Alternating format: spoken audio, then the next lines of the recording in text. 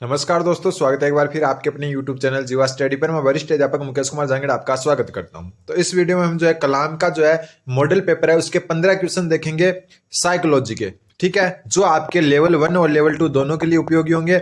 और एक बात और मैं क्लियर कर देता हूं कि यहाँ पर आज आपको जो क्वेश्चन मिलने वाले हैं उसमें से 2 से 3 क्वेश्चन ऐसे हैं जो सबसे बेस्ट क्वेश्चन है। ठीक है, एक 27वां क्वेश्चन आएगा, इसमें वो 1 नंबर का क्वेश्चन है, उसमें आपको बहुत कुछ सीखने को मिलेगा। पूरा वीडियो जरूर देखें और एक प्रकार से टेस्ट के हिसाब से इसको दें और अपना स्कोर जानने की कोशिश करें, क्योंकि एक लेवल का पेपर है, ये नॉर्मल जो नहीं है, थोड़ा सा लेवल रखा गया है इसका। तो अपना स्कोर जरूर जाने। और बाकी जो क्लासेज है सब्जेक्ट की वो भी जल्द आ रही है आपके सामने। और चैनल को सब्सक्राइब जरूर करें। और मैं डेली आपको बताता हूं कि 1 लाख जो अपना अचीवमेंट है वो अपन जल्द से जल्द प्राप्त करें, इसके लिए सपोर्ट जरूर करें। फिर है आपका क्वेश्चन नंबर जो है आज का पहला, कि एक छात्र रात में अपने दोस्त की बारात में शामिल होना चाहता है, परंतु उसी समय अपने माता पिता के साथ खरीदारी करने भी जाना चाहता है। इस स्थिति को क्या कहा जाएगा?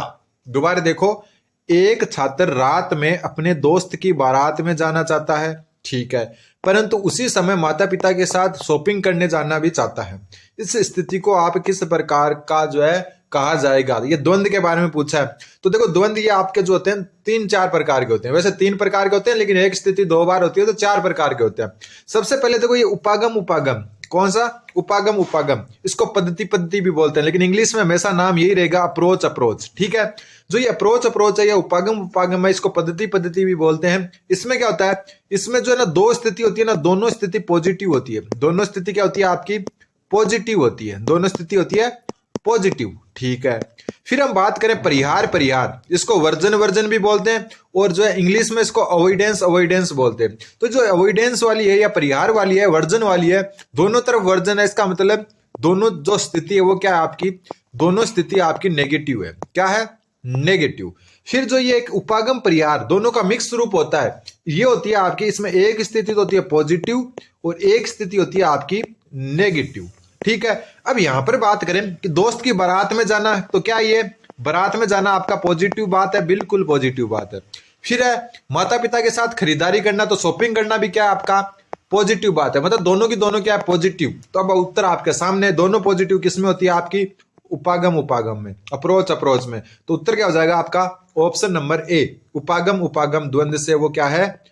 प्रभावित है, या फिर इस स्थिति को क्या कहा जाएगा? उपागम द्वंद्व। फिर है क्वेश्चन नंबर 17, कि निम्न में से कौन सी विशेषता आंकलन की नहीं है? ठीक है, निम्न में से कौन सी विशेषता आंकलन की नहीं है? मैं आपको सिर्फ और सिर्फ क्वेश्चन उत्तर नहीं करवा रहा, क्वेश्चन आंसर नहीं करवा रहा, प्रश्न उत्तर नहीं करवा रहा, और ना ही मैं चलो एक्सप्लेन कर रहा हूं तो अलग बात है। और मैं आप यहाँ पर आपको कुछ ट्रिक्स भी देता हूं हमेशा। कुछ प्रश्न ऐसे आ जाते हैं जिसमें अपन कंफ्यूज हो जाते हैं, वैसे ये प्रश्न है। और मैंने एक बात बहुत सारी वीडियो में बोली है, जो अगर आप पुराने सब्सक्राइबर हो तो आपको पता भी होगा, जहां केवल नाम आ जाए ना, साइकोलॉजी का कोई भी क्वेश्चन हो और जहां केवल नाम आ जाए उस ऑप्शन में, वो ऑप्शन हमेशा नेगेटिव सेंस देता है, ध्यान रखना। तो यहां नेगेटिव ही पूछा कि नहीं है पूछा है, तो देखो इसका संबंध केवल ज्ञानात्मक पक्ष से है, तो केवल शब्द आ गया, मतलब ये नेगेटिव है, गलत है, तो नहीं पूछा था। तो उत्तर क्या हो जाएगा? Option number A. ये चीजें आपको आनी चाहिए कंपटीशन में औरों से आगे जाने के लिए। ये तो भले ही पात्रता है आपकी, इसमें तो जो आपको एक नंबर जो है मिनिमम नंबर पार करना है, लेकिन कंपटीशन में आपके जो है ये चीजें काम आती है, ध्यान रखना, क्योंकि एक एक पर्सन आपको बहुत सारे लोगों से आगे ले जाता है। ठीक है, उत्तर तो आपके सामने हो गया। बाकी आंकलन की विशेषताएं कौन कौन सी है? आंकलन सूचनाओं का एकत्रण है, बिल्कुल। ये निरंतर चलने वाली प्रक्रिया है, बिल्कुल। इसका स्वरूप सुधारात्मक होता है, बिल्कुल। तो उत्तर तो आपके सामने हो गया, ऑप्शन नंबर ए। अगला क्वेश्चन नंबर 18वां क्वेश्चन बोल रहा है कि व्यक्तिक भिन्नता में सम्मिलित क्षेत्रों का सही युग्म क्या है? जो व्यक्तिक भिन्नता है उसमें जो सम्मिलित क्षेत्र है उनका सही युग्म बताना है आपको। तो सबसे पहला, बौद्धिक स्तर पर आधारित भिन्नता, तो बिल्कुल बुद्धि अलग अलग हो सकती है, दो स्टूडेंट या 2 लोगों की, बिल्कुल। उपलब्धि में भिन्नता, मतलब बुद्धि समान हो तो भी उपलब्धि में भिन्नता हो सकती है, एक जो है कुछ और अचीव कर रहा है, कुछ और अचीव कर रहा है। फिर गतिवाही कौशल मतलब जो आपकी गति के कौशल होते हैं, मांसपेशियां यूज होती है, जैसे आप अगर क्रिकेटर हो तो बॉल फेंकना, वो भी आपका गति कौशल है। लिख रहे हो तो लिखना भी गति के कौशल है, हाथ से पेन चला रहे हो तो इनमें भी भिन्नता हो सकती है, तो बिल्कुल हो सकती है। तो उत्तर क्या हो गया आपका? उपरोक्त सभी। ठीक है, एक से दो तीन क्वेश्चन लगभग है, 2-3 क्वेश्चन आपके उपरोक्त सभी वाले आते हैं और वो आपको जो है एडवांटेज देते ही हैं, क्योंकि जो है पात्रता पार करने के लिए आपको कंपटीशन नहीं है, आपको खुद को एक मिनिमम नंबर पार करना है। फिर आपका क्वेश्चन नंबर 19वां क्वेश्चन बोल रहा है कि निम्नलिखित में से कौन सा वंशानुक्रम के नियम का संबंध सोरेनसन से है। ठीक है, वंशाक्रम के 4 नियम दिए गए और पूछा कि किसका जो संबंध है इसका सोरेनसन से है। तो ये क्वेश्चन वैसे गलत छपा हुआ है, इसमें जो है नहीं पूछना था। देखो, संतान की शारीरिक रचना व मानसिक गुण उसके माता पिता से मिलते हैं, ये बात भी किसने कही, सोरेनसन ने कही। ठीक है, भिन्नता का नियम भी किसका है, सोरेनसन का। प्रत्यागमन का नियम भी किसका है, सोरेनसन का। नोट कर ले, संतान की शारीरिक संरचना और मानसिक गुण उसके माता पिता से मिलते हैं, ये बात सोरेनसन ने कही। भिन्नता का नियम भी सोरेनसन ने दिया, प्रत्यागमन का नियम भी सोरेनसन ने दिया। तो ये तीनों ही जो है इसके सही है। फिर जो आपका जीव सांख्यिकी का नियम है, ये दिया फ्रांसिस गाल्टन ने। किसने दिया, फ्रांसिस गाल्टन ने दिया, फ्रांसिस गाल्टन ने दिया। तो जो है यहाँ पर नहीं होना था कि कौन सा जो वंशानुक्रम के नियम का संबंध है सोरेनसन से नहीं है, तब उत्तर डी हो जाता। लेकिन आपको जो डायरेक्ट याद रखना है, ऊपर 3 है वो तो सोरेनसन के हैं और चौथे वाला आपका फ्रांसिस गाल्टन का है। अगला क्वेश्चन, क्वेश्चन नंबर 20। ये क्वेश्चन भी अच्छा क्वेश्चन है। पावलाव का जो शास्त्रीय अनुबंधन सिद्धांत है उससे संबंधित क्वेश्चन है। 20वां क्वेश्चन देखो, एक व्यक्ति कुत्ते को बिस्किट देने से पहले बिस्किट के बॉक्स को खटखटाता है। मान लो आप बिस्किट का बॉक्स लाए, कुत्ते को बिस्किट दे रहे हो, उससे पहले बॉक्स जो आपका बॉक्स है उसको खटखटा रहे हो, बजा रहे हो उसको। तो जब व्यक्ति बॉक्स को खटखटाता है तो कुत्ता लार टपकाने लगता है। बार बार ये अनुक्रिया करते हो ना, तो जैसे आप बॉक्स को खटखटाओगे ना तो कुत्ते को पता चल जाएगा बिस्किट मिलने वाला, बिस्किट मिलने वाला, तो उसके मुंह में लार आएगी खाने के लिए। तो जैसे ही जो है व्यक्ति बॉक्स को खटखटाता है, कुत्ता लार टपकाने लग जाता है। अतः बॉक्स का खटखटाना क्या है और कुत्ते का लार टपकाना क्या है, ये पूछा है। तो देखो, अपने घंटी वाला बात सुना था, अपन जो है जो बॉक्स को खटखटाना है उसको घंटी से जोड़ देते हैं। तो घंटी क्या होती है, जैसे घंटी बजाते हैं तो घंटी आपकी क्या होती है, घंटी होती है आपका कंडीशनल जो है स्टिमुलस, यानी कि जो है अनुबंधित उद्दीपक। तो उत्तर क्या हो जाएगा, सी से कंडीशनल। ठीक है, फिर है आपका जो है लार टपकना। लार टपकना स्वाभाविक है, ठीक है, सॉरी लार टपकना, लेकिन किसकी वजह से, बॉक्स के खड़खड़ाने से लार टपकना स्वाभाविक नहीं है। बिस्किट अगर दिख रहा है आपको फिर लार टपक रही है ना आपके, तब तो स्वाभाविक है, तब तो जो क्या है आपकी अनकंडीशनल है। लेकिन बॉक्स को खड़खड़ाने से लार आ रही है तो वो भी क्या होगी, आपकी कंडीशनल हो गई, वो भी क्या होगी, अनुबंधित हो गई। तो दोनों चीजें CR और CS होगी। ठीक है, तो उत्तर क्या हो जाएगा, ऑप्शन नंबर ए। इसको अच्छे से समझना, अगर ये क्वेश्चन समझ नहीं आए पीछे जाइए वापस देखिए। अगर कुत्ते का लार टपकाना बिस्किट की वजह से होता है ना, तब तो ये हो जाती है UCR, और ये बॉक्स के खड़खड़ाने से लार आ रही है तो ये हो जाएगी CR, कंडीशनल हो जाएगी, अनुबंधित हो जाएगी, क्योंकि बॉक्स के खड़खड़ाने से बंधित हो गई वो। ठीक है, तो ये क्वेश्चन जो है अच्छे से समझ लेना आप। फिर क्वेश्चन नंबर 21वां क्वेश्चन बोल रहा है, एक बालक का भाषा विकास मुख्यतः किस पर निर्भर करता है। तो जो एक बालक है उसका भाषा जो विकास है वो किस पर निर्भर करता है, तो बालक का भाषा विकास अभिप्रेरणा पर निर्भर करता है, बिल्कुल। अनुबंधन पर करता है, बिल्कुल। अनुकरण पर करता है, बिल्कुल। तो उपयुक्त सभी इसका सही उत्तर हो जाएगा, ध्यान रखना, नोट कर लेना। एक बालक का जो भाषा विकास है वो मुख्यतः अभिप्रेरणा, अनुकरण, अनुबंधन तीनों पर निर्भर करता है। फिर क्वेश्चन नंबर 22वां क्वेश्चन बोल रहा है, ये क्वेश्चन भी जो है अच्छा क्वेश्चन है, कि निम्नलिखित में से असत्य कथन का चयन कीजिए। सबसे पहले, चिंतन एक संज्ञानात्मक प्रक्रिया है। तो चिंतन एक संज्ञानात्मक प्रक्रिया है, तो बिल्कुल है।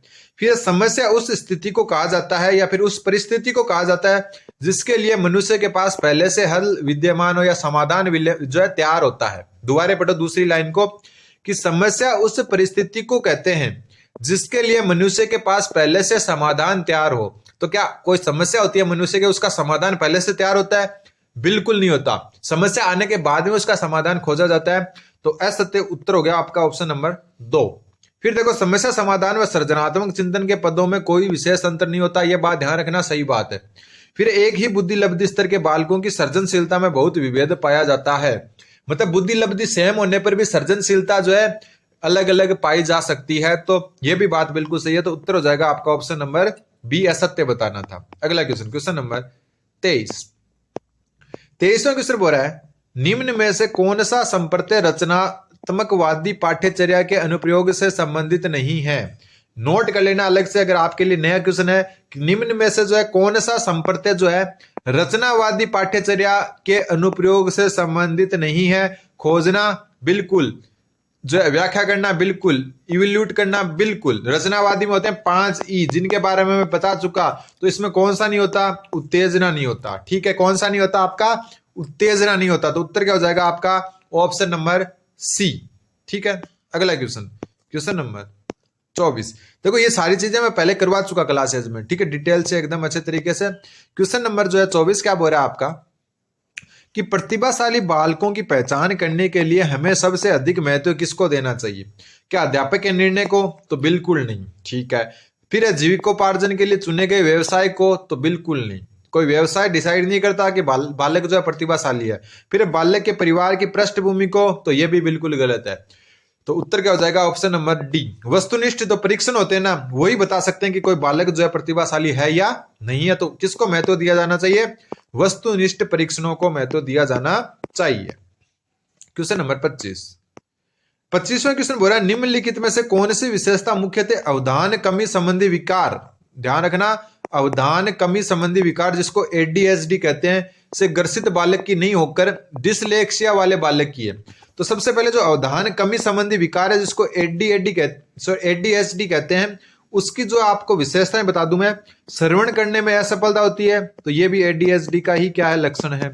कार्य संपादन में कोई स्थायित्व नहीं होता, मतलब ध्यान नहीं लगा सकता, तो ये एडीएचडी है।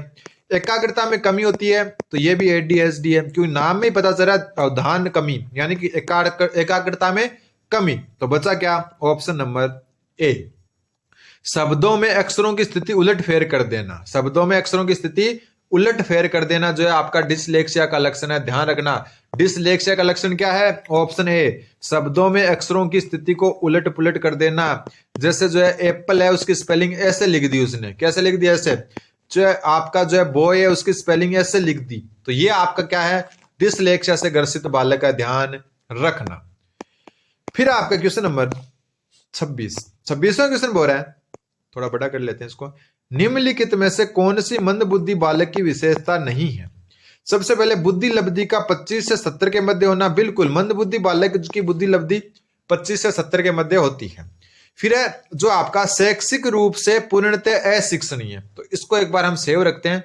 पूर्णतः अशिक्षणीय का मतलब हो गया कि मंद बुद्धि बालक को जो है पूर्णतः अशिक्षणीय होता है, मतलब उसको शिक्षा कुछ सिखाया नहीं जा सकता। ऐसी बात क्या है आपकी? गलत है। पूर्णतः अशिक्षणीय नहीं होता, आंशिक अशिक्षणीय होता है। क्या होता है? आंशिक रूप से थोड़ा कमजोर होता है। इसका मतलब ये नहीं कि पूरी तरह से उसको कुछ नहीं सिखाया जा सकता। फिर असामान्य व अनियंत्रित मानसिक क्रियाएं, बिल्कुल ये मंदबुद्धि बालक की जो असामान्य क्रियाएं होती है, अनियंत्रित क्रियाएं होती है। और बौद्धिक न्यूनता तो होती है। तो उत्तर हो जाएगा आपका ऑप्शन नंबर डी, क्योंकि जो है ये इसकी विशेषता नहीं है। आंशिक रूप से अशिक्षणीय हो सकता है, पूर्ण रूप से अशिक्षणीय नहीं होता। अब आज का जो है सबसे बेस्ट क्वेश्चन है आपका क्वेश्चन नंबर 27। अब देखो बेस्ट कैसे, अभी पता चल जाएगा आपको। क्वेश्चन नंबर 27, निम्नलिखित में से कौन सा प्रबलन की प्रस्तुति का संबंध सकारात्मक दंड से होता है? अब एक सारणी बना रहा हूं मैं, नोट कर लेना पूरी सारणी को। एक होता है आपका जो यहां पर बना रहा हूं पुनर्बलन। क्या होता है? प्रबलन भी कह सकते हो या पुनर्बलन भी कह सकते हो। ठीक है, एक होता है आपका दंड। ठीक है, एक होता है आपका सकारात्मक, यहां लिख देता हूं थोड़ा अंदर से, सकारात्मक। और एक होता है आपका नकारात्मक। क्या होता है? नकारात्मक। नोट कर लेना, यहां से क्वेश्चन आ जाएगा। और जिस दिन यहां से क्वेश्चन आ जाए ना थर्ड सेकंड उसमें रीट में, उस दिन आप यहां पर आकर चैनल को सब्सक्राइब कर दें, वरना आज भी कर सकते हो। ठीक है, अब देखो इसमें क्या हुआ, देखो मैं बता देता हूं थोड़ा सा, सारणी से अच्छे से समझ में आ जाएगा आपके। यहां से हमेशा लगभग क्वेश्चन आता है। सकारात्मक में तो क्या होता है? उद्दीपन दिया जाता है। इसमें इतना याद रखो, दिया जाता है। क्या किया जाता है? दिया जाता है। ठीक है, और नकारात्मक में क्या होता है? हटाया जाता है। क्या किया जाता है? हटाया जाता है। ये दो चीज ध्यान रखना। कोई चीज हटा रहे हैं तो वो नकारात्मक है, और कोई चीज दे रहे हैं तो वो क्या होगी? सकारात्मक होगी। ठीक है, पुनर्बलन में क्या होता है? व्यवहार में वृद्धि होती है। व्यवहार में क्या होती है? वृद्धि होती है। ठीक है, पुनर्बलन में क्या होती है? व्यवहार में वृद्धि होती है। और दंड में क्या होता है? दंड में जो है आपका, थोड़ा सा सही लिखना पड़ेगा, दंड में जो आपके क्या होती है? व्यवहार में कमी होती है। व्यवहार में कमी होती है। सही लिख देता हूं, एक मिनट। व्यवहार में कमी होती है। ठीक है, ये चीजें याद रख लेना। फिर आप जो है मतलब क्वेश्चन आएगा तब याद आएगा जीवा स्टडी। सकारात्मक में कोई चीज क्या जाती है? दी जाती है। और नकारात्मक में क्या जी किया जाता है? हटाया जाता है। पुनर्बलन में क्या होती है? व्यवहार में वृद्धि। और दंड में क्या होती है? व्यवहार में कमी। ये ऑप्शन पर आ गए तो मैं वापस लिख देता हूं इधर।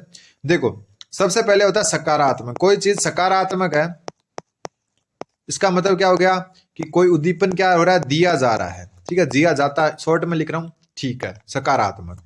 फिर बात करें नकारात्मक की। किसकी? नकारात्मक की। नकारात्मक में क्या होता है? कोई चीज क्या कर रही है? हटाया जाता है, हटाया जाता है। ठीक है, दूसरे कलर से लिखते हैं। फिर आता है आपका जो है पुनर्बलन। क्या आता है? पुनर्बलन। पुनर्बलन में क्या होता है? व्यवहार में वृद्धि होती है। क्या होती है? व्यवहार में वृद्धि होती है। ठीक है, देखना अच्छे से समझ में आएगा आपके। फिर होता है आपका दंड। और दंड में क्या होता है? व्यवहार में कमी। व्यवहार में कमी होती है। ठीक है, अब देखो निम्न में से कौन सी प्रबलन की प्रस्तुति का संबंध सकारात्मक दंड से है? तो सबसे पहले देखो बात हो रही है किसकी? सकारात्मक की और दंड की।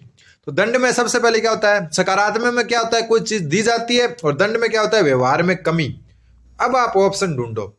देखो व्यवहार को कम यानी व्यवहार में कमी हो रही है करने के लिए अप्रिय उद्दीपक की प्रस्तुति। प्रस्तुति मतलब दिया जा रहा है। समझ में आया ना कुछ?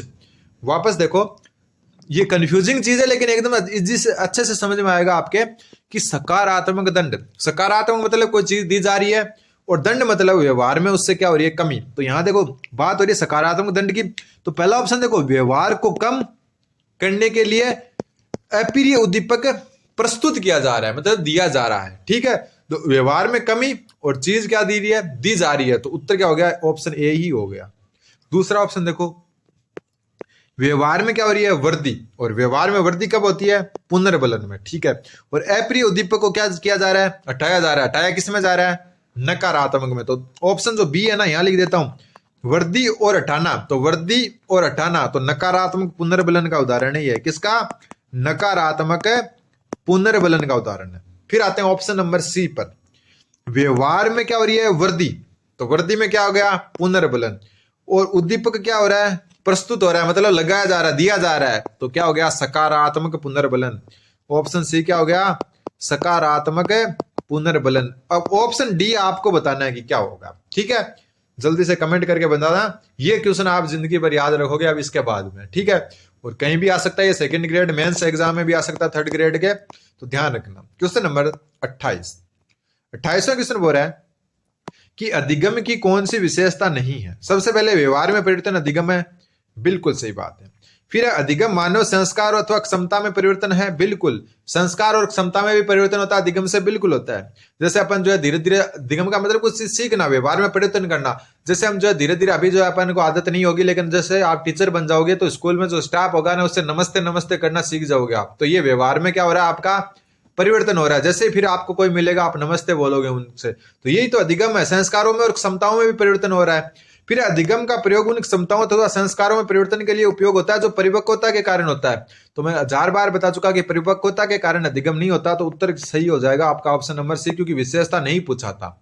फिर अधिगम व्यक्ति में एक परिवर्तन है जो उसके वातावरण के परिवर्तनों के अनुसरण में होता है, बिल्कुल। वातावरण के हिसाब से ही परिवर्तन होता है। फिर आपका क्वेश्चन नंबर 29वां क्वेश्चन बोल रहा है। देखो यहां पर एक चीज और सीखने को मिलेगी कि कोहलबर्ग का जो नैतिक विकास का सिद्धांत है, उनमें से कौन सा जो है नैतिक विकास का स्तर है? तो देखो कोहलबर्ग के 3 स्तर हैं। पहला तो हो गया पूर्व परंपरागत। कौन सा? पूर्व परंपरागत। ठीक है, दूसरा है आपका परंपरागत। ठीक है, और तीसरा आपका पश्चिम परंपरागत, या इसको हम कह सकते हैं उत्तर परंपरागत। कौन सा? उत्तर परंपरागत। लेकिन ऑप्शन में तो ये तीनों ही नहीं है, और इन तीनों में से एक होना चाहिए। तो हमेशा ध्यान रखना, इंग्लिश वर्जन हमेशा सेम मिलता है लेकिन हिंदी में नाम अलग अलग मिलते हैं। तो देखो बात हो रही है जो है उत्तर। उत्तर का मतलब पश्चिम भी होता है, पश्चिम यानी बाद में, उत्तर भी मतलब बाद में, पश्चिम मतलब भी बाद में, उत्तर भी मतलब बाद में। तो ये रहा पश्चिम। परंपरा को दूसरा नाम क्या होता है? रूढ़िगत तर्कना। तो ये हो गया, तो उत्तर बी हो जाएगा। देखो हिंदी नाम अलग है, लेकिन ये जो इंग्लिश में नाम है ना, जो पोस्ट कॉन्वेंशनल मोरालिटी, वो हमेशा सेम ही मिलेगा। ठीक है, तो हिंदी के नाम जो अलग अलग हो सकते हैं। उत्तर बी हो जाएगा। और लास्ट क्वेश्चन आज का, अधिगम के संपर्त्य निर्माण और समस्या समाधान जैसे घटक किसके द्वारा प्रतिपादित किए गए? तो मैंने जो है रॉबर्ट गेने का जो ये बनवाया था ना आपसे, ये वाला वक्र, जिसमें 8 होते हैं टोटल। कितने होते हैं? 8। 1 2 3 4 5 6 7, और एक और नीचे बना देते हैं 8। इसमें से मैंने आपको बताया था, ठीक है, ये कहां से शुरू होता है आपका पूरा, तो जो है मैं बता चुका पहले ही, संकेत अधिगम से शुरू होता है और समस्या समाधान पर क्या होता है, पूरा होता है। रॉबर्ट गेने द्वारा बनाया गया ना, समस्या समाधान पर क्या होता है, पूरा होता है। तो इसके जो 4 होते हैं ना, वो तो होते हैं आपके कौन से, व्यवहारवाद से संबंधित, किससे, व्यवहारवाद से। और ऊपर वाले 4 होते हैं वो होते हैं आपके संज्ञानवाद से संबंधित, किससे, संज्ञानवाद से। और बात यही पूछिए कि संज्ञानवाद जो है समस्या समाधान, तो ऊपर ही ऊपर होता है समस्या समाधान, तो ये किससे संबंधित है, आपका संज्ञानवाद से। ऑप्शन ए इसका सही उत्तर हो जाएगा। ये मैंने पहले डिटेल से करवा चुका हूं मैं इसको, तो उम्मीद है कि आपके समझ में आएगा। चैनल जीवा स्टडी को आप सब्सक्राइब जरूर करें। धन्यवाद, बने रहें जीवा स्टडी के साथ। धन्यवाद।